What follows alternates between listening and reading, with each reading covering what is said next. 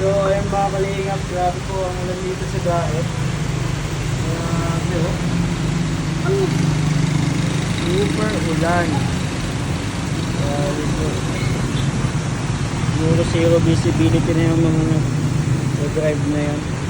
Grabe mga kalingap. Saka, isang ulan dito po. So, pag-try nyo po yung aming biyahe ngayon. Siguro baka malayo-layo na naman ang aming vlog ngayon. Let's go. Sana wala pati akong dalang payong. Ako po. Pero may jacket naman tayo kaya okay na yun.